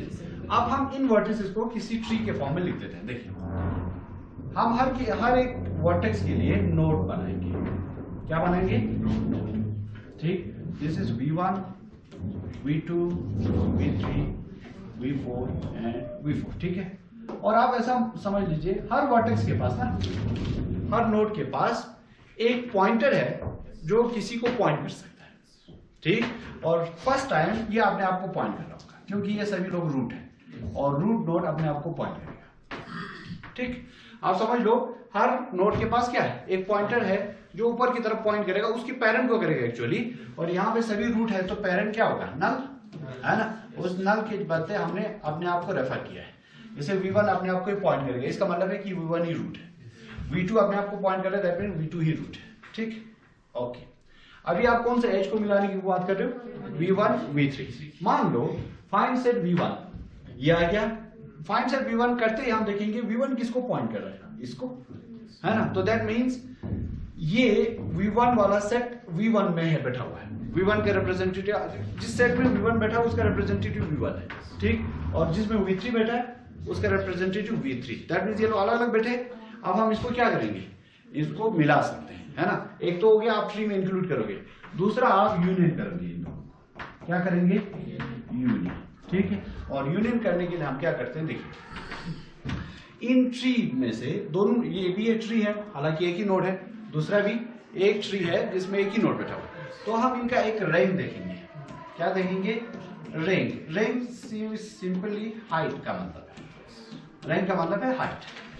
ठीक, इसका और इसका हाइट दोनों 0 0 है ना, तो कोई भी एक दूसरे को पॉइंट कर सकता है। और नॉर्मली हम ये कोशिश करते हैं जिस ट्री का हाइट छोटा हो वो बड़े ट्री को पॉइंट करेगा, छोटा वाला ट्री किसको पॉइंट करेगा, बड़े हाइट वाले ट्री को। और यहाँ पे तो इक्वल है तो कोई भी किसी को पॉइंट कर सकता है। ठीक, तो लेट्स से हम बोलेंगे इस बार कि V3 V1 को पॉइंट करेगा। ये V1 आ गया जो अपने आप को पॉइंट कर रहा था, और V3 का जो रेफरेंस है मींस पॉइंटर है वो आप अपडेट करके हम किसकी तरफ मोड़ देंगे, V1 की तरफ। तो आप समझ लो कौन और कौन मर्ज हो गया, V1 और V3 मर्ज हो गया। तो आपके सेट में आप अभी हमें लिखना होगा तो हम इसको ऐसे लिखेंगे, हम यहां पे लिखेंगे किसको, V1 एंड V2 को कंबाइन करके, V3 को कंबाइन करके, एंड ये आ गया दूसरा V2 है ना, और V4। ठीक, अब बोलिए रैंक ऑफ V1 का हाइट इस ट्री का 1 है। अब इधर आ चुका है ना। ठीक है, तो हम हमेशा कोशिश करेंगे कि छोटा ट्री किसको पॉइंट करें, बड़े ट्री। अब देखिए, अब जब भी कभी V3 फाइंड सेट V3 आया, फाइंड सेट V3 आया, तो V3 से हम शुरू हो जाएंगे कहां की तरफ, रूट की तरफ। V3 से शुरू हो जाएंगे कहां पे, तो V3 से ऊपर की तरफ रेफरेंस देखें तो कहां पहुंचेंगे हम, V1, और V1 का रेफरेंस जाए तो कहां पे आ रहा है, V1। जो ही हम V1 से जिस नोड से वापस उसी नोड पे पहुंचे तो समझ लेना वहीं पे रुक जाना है। तो V3 का फाइंड सेट करने पे हमें क्या आएगा, V1 आएगा। क्यों, क्योंकि V3 का रिप्रेजेंटेटिव आप कौन है, V1 है। ठीक, पहले V3 का रिप्रेजेंटेटिव क्या था, खुद था, क्योंकि वो अलग सेट में बैठा था। अब ये दोनों जो ही एक सेट में आ गया तो V3 का रिप्रेजेंटेटिव कौन होगा, V1। ठीक, अब चलिए नेक्स्ट टाइम अपने पास ये वाला जो H है वो छोटा बन जाता है जिसको हम ऐड करना है। लेट्स से this is V2 and V3, V2 and V3। चलिए ठीक, आपका V2 कहां बैठा हुआ, ये दोनों तो हमने मिला दिया है ना, और ये है वो, और V3 है ये, V2 है ये। ठीक, तो आप क्या करोगे, आप चलाओगे फाइंड सेट सबसे पहले तो, है ना, find set V2 not equal to find set V3, है ना। चलिए ओके, फाइंड सेट V2 पे जाएंगे हम, उसका फाइंड सेट करेंगे। फाइंड सेट मींस वो कहां तक पॉइंट करोगे, वो अपने आप को ही पॉइंट कर रहा है, तो दैट मीन्स इसका रिप्रेजेंटेटिव V2 है। Not equal to find set V3, V3 यहां से रूट की तरफ जाएंगे V1, तो V1 के बाद खुद को ही पॉइंट कर रहा है, तो यहीं पे स्टॉप करेंगे। तो V3 का रिप्रेजेंटेटिव कौन? V1, तो V2 और V1 अलग अलग है, तो दैट मीन ये दोनों अलग अलग सेट में बैठा हुआ है। ठीक, अब हम काम करेंगे, इन दोनों को क्या कर सकते हैं? यूनियन, है ना। यूनियन करने के लिए हमने क्या बोला? छोटा ट्री बड़े ट्री को पॉइंट करेगा। छोटा ट्री जिसका हाइट छोटा हो वो पॉइंट करेगा किसकी तरफ? बड़े ट्री की तरफ। ठीक, छोटा ट्री कौन है? वो पॉइंट करेगा किसकी तरफ? बड़े ट्री की तरफ, है ना। तो हम ऐसा कर सकते हैं इसको आराम से, ये आ गया V2, ये पॉइंट करेगा किसकी तरफ? V1 की तरफ। पहले V2 कहां पॉइंट कर रहा था? अपने आप को। अब V2 पॉइंट करेगा किसकी तरफ? V1 की तरफ। ठीक, अब अगर मुझे ये वाला H इंक्लूड करना हो, ये बोलिए लेट्स से, इसके बाद दूसरा H जो मिनिमम आया मुझे V1 V2 है। ठीक, अब बोलिए फाइंड सेट V1 क्या देगा? V1 देगा। फाइंड सेट V2 क्या देगा? वो भी V1 देगा, है ना। फाइंड सेट V1 भी V1 आएगा, फाइंड सेट V2 भी V2 आएगा, है ना। तो ये दोनों इक्वल, नॉट इक्वल टू वाला फॉल्स करेगा, तो हम इस दोनों को क्या करेंगे? इन दोनों को हम इंक्लूड नहीं कर सकते, क्योंकि देखो फाइंड सेट V1 करेंगे तो हमें क्या आएगा? V1 ही आएगा। और फाइंड सेट V2 पे क्या आएगा? V2 से V1, ये भी V1, है ना। ये दोनों इक्वल है, नॉट इक्वल नहीं है, तो दैट में हम इन दोनों को इंक्लूड नहीं करेंगे। ये ऑलरेडी उसी सेट में बैठा हुआ है जिस कंपोनेंट में ये लोग आ चुके हैं। ठीक, और लास्ट में लेट्स से V2 V4 है, लेट्स से V2 V4 है, ये लीजिए V2 V4। अगर V2 V4 का होगा तो हम क्या करेंगे? फाइंड सेट V2 का फाइंड सेट करने पे क्या आएगा? V1। फाइंड सेट V4 वो अलग बैठा हुआ, ये दोनों बराबर नहीं है, तो दैट मीन्स हम उनको क्या कर सकते हैं? है ना, यूनियन कर सकते हैं। ठीक, अब देखो यूनियन करने के लिए हम करेंगे छोटा ट्री को बड़े ट्री की तरफ पॉइंट, और आपका ये आ गया V4, ये पॉइंट की तरफ किसकी तरफ करेगा? V1 की तरफ। ठीक, अब देखिए, अब आप इसके बाद जो भी आप H लेके आओगे, कोई भी H, let's say V1 V4 आएगा, उसको हम इंक्लूड नहीं कर पाएंगे क्योंकि 4 का 4 एक ही कंपोनेंट में आ चुका है। V1 आएगा तो उसका रिप्रेजेंटेटिव कौन है? V1। V4 का रिप्रेजेंटेटिव V1, तो इस पे ये फॉल्स करेगा, उसको हम इंक्लूड नहीं कर सकते। ठीक है, अब हमारा काम ये नहीं है, हमारा काम है, मैं ये गारंटी बोल रहा हूं आपको, जब मैं फाइंड सेट V2 करूं या फाइंड सेट में V4 करूं या फाइंड सेट में V3 करूं, उसका टाइम मुझे कितना लगने वाला है? लॉग n, यही बोला ना मैंने। और यूनियन करने के लिए कितना टाइम बोला? ऑर्डर ऑफ 1 बोला, एक ही, ये फाइंड के लिए। ठीक है, और यूनियन करने के लिए कितना बोला? Order of 1। ऑर्डर ऑफ 1 आपको समझ आया ना? जैसे ये देखिए V4 था आपका, V4 और इसको यूनियन करना था, तो आपने क्या किया? ये लाया V4, वो अपने आप को पॉइंट करना था, उसके पॉइंटर को अपडेट करके V1 की तरफ डाल दिया, बस। इससे ज्यादा तो कुछ नहीं किया, है कि नहीं। और V4 V1 को डायरेक्टली पॉइंट करेगा, तो ये सारे एक ही कंपोनेंट का पार्ट होंगे, दैट भी यूनियन का काम होगा। अब मुझे फाइंड का काम है, वो कितने में करेगा? लॉग n में। ठीक है, वो आपको समझ आएगा कि ये लॉग n का काम कर रहा है।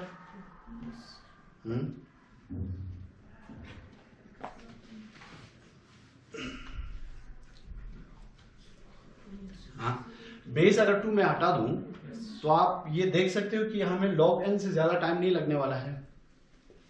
देखो एक मिनट, अगर मैं V2 फाइंड सेट V2 करूं, कब रुकूंगा मैं? जब मैं कहां पहुंचा, है ना, V1 पे, और V1 अपने आप को ही पॉइंट करेगा, तो दैट में मैं एक ऐसी कहां पे आना चाहिए? मुझे एक ऐसी नोट पे आना चाहिए जो अपने आप को पॉइंट करता होगा, वहीं पे रुकेंगे ना, और वहीं को भेजेंगे कि find set V2 is V1, find set V4 is V1, find set V3 is V1, यही तो कहे हैं, है कि नहीं? तो हमें कितनी जर्नी करने की जरूरत है? जितना इस ट्री का हाइट है, सही है, जितना इस ट्री का हाइट है। ठीक, और इस ट्री का हाइट कितना है? अभी बोलिए, हाइट इज 1, है ना। आप V2 से एक छलांग मारोगे, आप कहां पे पहुंच जाएंगे? V1 पे। ठीक, मैं आपको ये बोल रहा हूँ, गारंटी ये बोल रहा हूँ कि ये H हमारा किसके बराबर होगा? Log N. लेकिन करना कितना है? जो देखो, फाइंड सेट V2 करना है तो आप कहां पहुंचना चाहिए? V1 पे ना। फाइंड सेट V4 पे, V1 पे पहुंचना चाहिए, तभी आप बोलोगे कि V1 रिप्रेजेंटेटिव है किसका? V4 का। तो दैट मीन आपने यहां से यहां तक पहुंचना है और उसके लिए कितना टाइम लगेगा? log n। और क्यों लगेगा log n, वो समझ रहे हो? हाँ, जितना हाइट होगा, जितना हाइट होगा। ठीक, और हाइट में बोल रहा हूं दैट मींस इस ट्री का log n होगा कि नहीं? इस ट्री का क्या होगा? log n होगा। ठीक, अब आप मुझे बताइए, हाइट बैलेंस ट्री पता है आपको?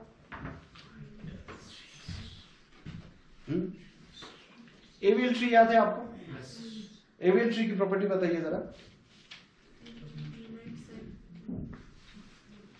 वो तो है, एक बाइनरी सर्च ट्री है एवियल ट्री, और साथ ही साथ उसके पास क्या था?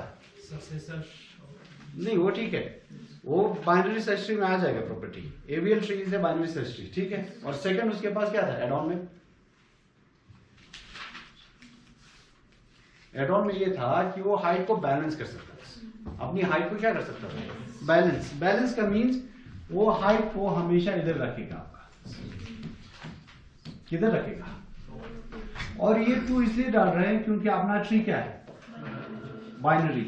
अगर 3 वाला होगा तो हर नोड का 3 ब्रांच निकलता होगा, तो यहाँ पे बेस में क्या आएगा? 3।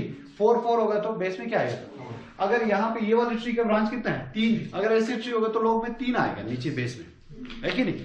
अब मैं आपको ये बोल रहा हूँ, अगर मैं ट्री, ये वाला ट्री, अगर मैं आपका ये वाला ट्री एवियल ट्री के फॉर्म में बना दूं, जिसमें हाइट हमेशा क्या रहे? बैलेंस रहे, तो log n ही होगा। हाइट कितना होगा? log n ही होगा। ठीक, और जब log n होगा तो मुझे ज्यादा से ज्यादा काम जो V2 से V1 तक पहुंचना है वो तो log n ही होगा फिर। है, अगर ये है तो मैं बेस में 3 भी डाल सकता हूं। अगर छोटा से छोटा ट्री, मतलब खराब से खराब ट्री हमारा बाइनरी है, ये तो बाइनरी से भी अच्छा है क्योंकि इसकी ब्रांचिंग क्या है? जितना ब्रांचिंग ज्यादा होगा उतना हाइट कम होगा। हे, वो ऐसे देखिए, अगर आप वो डेटा स्ट्रक्चर वाले ट्री याद रखे होंगे ना, वो ये देखिए, लेट से अपने पास 4 नोड है। 4 नोड के लिए अगर मैं 2 वाला ब्रांचिंग बनाता हूं तो ये आएगा, ये बाइनरी ट्री है। 4 नोड को इससे बढ़िया एडजस्टमेंट और नहीं मिलेगी बाइनरी में। ठीक, कितने नोड आ गए? 4। और इसका हाइट कितना है? 2। इसका हाइट 1, इसका 0। तो आपके पास एक नोड है जिसका हाइट कहां तक जा चुका है? 2 तक। अगर यही नोड को अगर मैं 3 ब्रांचिंग वाली ट्री में डाल दूं, है ना, तो 3 ब्रांचिंग में मिनिमम से मिनिमम कितना होगा? एक यहां आ गया, 2, 3 और 4, है ना। यहाँ पे सारे नोड का हाइट जो है मैक्सिमम से मैक्सिमम कहां गया? 1 तक। यहाँ पे कितना गया? 2 तक। तो मैं ऐसा बोल सकता हूं 3 ब्रांचिंग वाला tree is better than 2 way branching tree. Binary tree से तो अच्छा है। तो इसकी जगह पे अगर मैं 4 वाला डाल दूं तो वो तो उससे भी अच्छा हो जाएगा, है कि नहीं? तो यहाँ पे log n बेस 2 इसलिए लिखते हैं कि आप बाइनरी हो। अगर हमारा 3 वे ट्री हो जाए तो log में 3 आ जाएगा नीचे, वो तो उससे भी हाइट छोटा हो जाएगा। ठीक, तो इसीलिए हम बोल रहे हैं कि अगर आप छोटी हाइट का ट्री को, लेस हाइट की ट्री को पॉइंट कराएंगे किससे? लेस हाइट वाले ट्री को पॉइंट कराएंगे किसको? मोर हाइट वाले को, मोर हाइट वाले को। तो आपका हाइट जो है हमेशा कंट्रोल में रहेगा ट्री का। और कितना कंट्रोल में रहेगा? अगर मैं आपको ये भी बोलूं वर्स्ट केस में कि एक नोड को 2 ही नीचे से नोड पॉइंट कर रहा होगा, तो उस केस में भी आपका log n बेस 2 रहेगा और ये बहुत छोटा क्वांटिटी बनेगी। ठीक, अगर आपका ट्री का स्ट्रक्चर ऐसे आता है कि एक नोड को 3 नोड नीचे से पॉइंट कर रहा होगा, ठीक, तो उस केस में यहां कहां जा सकते हो? log 3 तक। ठीक, तो हमें गारंटी है, देखिए, जब भी आप कोई नोड को लेकर, ठीक, इस नोड को अगर आपने ट्री से यूनियन करानी है, ठीक, तो आपको पता चला जैसे फॉर एग्जांपल V1 और V4 को हमें यूनियन कराना था। ठीक, तो हमने इस ट्री का देखा रैंक, दैट इज हाइट, और इस ट्री का देखा हाइट। इसमें इस वाले का हाइट छोटा था, इस वाले का हाइट बड़ा था, तो हमने छोटे वाले को पॉइंट कराया किससे? बड़े वाले को। तो वो गारंटी देगा आपको कि आपका ट्री का हाइट हमेशा किस में रहेगा? कंट्रोल में रहेगा। और इतना कंट्रोल रहेगा कि अगर उसकी ब्रांचिंग 2 हुआ तो log n आएगा बेस 2 में, और अगर 3 हुआ तो log n बेस में 3 आ जाएगा, अगर 4 हुआ तो log n में 4 आ जाएगा। ठीक, तो इसी की वजह से मैं बोल सकता हूं आपका जो फाइंड वाला ऑपरेशन है बाबा, फाइंड सेट वाला, ठीक, ये वाला ऑपरेशन आपको इससे ज्यादा टाइम नहीं लेगा। log n बेस 2 बोल रहे हैं, ठीक, अगर 3 वाला होगा तो वो तो इससे भी नीचे जाएगा, तो मैं बोल रहा हूं इससे बड़ा तो नहीं होगा यही टाइम, इसीलिए बोल रहे हैं फाइंड। आप सिंपली ये समझ लो, अगर हम इसी का AVL ट्री बनाए तो आपका ट्री हमेशा किस में रहेगा, हाइट का बैलेंस रहेगा ना। तो सिंपली आपने अभी हाइट कंट्रोल करने के लिए सिंपली लिख देना है, जिस ट्री का हाइट छोटा हो वो पॉइंट कर रहे हैं किसको, जिस ट्री का हाइट बड़ा हो। फिलहाल के लिए आप इतना समझ सकते हो कि ये फाइंड यूनियन फाइंड वाला डेटा स्ट्रक्चर जो है, ये वाला data structure union and find data structure, ये एक ऐसा डेटा स्ट्रक्चर है जो फाइंड ऑपरेशन के लिए कितना टाइम लगेगा, log n, और यूनियन के लिए एक ही, वो आपने देख लिया क्या, छोटा वाला ट्री अपने रूट के पॉइंटर को अपडेट करके, है ना, बड़े वाले ट्री के रूट से मिला देगा। ठीक है, तो ये वाला टाइम लगेगा ऑर्डर ऑफ 1, ये वाला टाइम लगेगा log n, बस इतना समझ लेना। ठीक है, चलिए मैं अगर हुआ तो मैं नोट दे दूंगा आपको उस पे, यूनियन फाइंड डेटा स्ट्रक्चर पे, क्योंकि उसी डेटा स्ट्रक्चर के बेसिस पे ही हम क्लेम कर रहे हैं ये log n। ये जो log n किसके बदले डालते हैं, f के बदले, है ना, और f के बदले आपको याद है उसमें जब हम डिलीट कर रहे थे बाइनरी सर्च ट्री में, नहीं AVL ट्री में जब डिलीट करते थे, हीप पढ़ा कि नहीं आपने, हीप नहीं पढ़ी। आपको ये याद है जब हम AVL ट्री में डिलीट करते हैं तो आपने कहा था डिलीशन ऑपरेशन जो है log n होगा।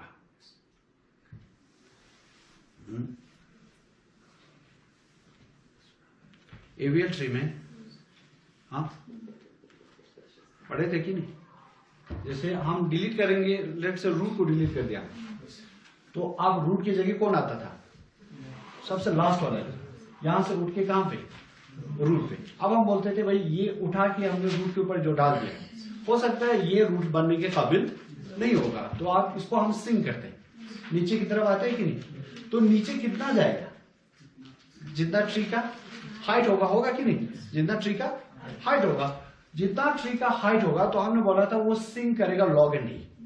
दैट मीन्स हाइट क्या है, हाइट log n में है फिर, है कि नहीं।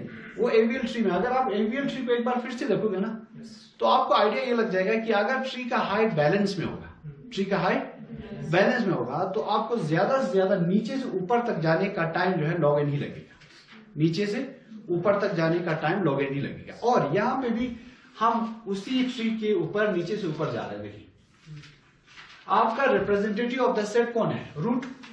अगर मुझे V4 फाइंड सेट V4 करना होगा तो मैं V4 से कहां जाऊंगा, रूट की तरफ, और मैं आपको बोल रहा हूं V4 से V1 तक जाने का, सॉरी V4 से V1 तक जाने का टाइम सिर्फ आपको हाइट ऑफ द ट्री ही लगेगा, और अगर height of the tree balance हो तो log n में ही लगना है कि नहीं। तो V4 से V1 में उतना ही टाइम लगेगा जितना आपका हाइट है, और हाइट अगर बैलेंस हो तो इक्वल टू log n है, इतना सही है। आप एक बार AVL ट्री को विजिट कीजिए, वहां से आपको हाइट बैलेंस का बिल्कुल आइडिया लग जाएगा। हे, और हमने हाइट कंट्रोल करने के लिए क्या किया, यहाँ पे छोटे ट्री को बड़े ट्री को पॉइंट किया है। चलिए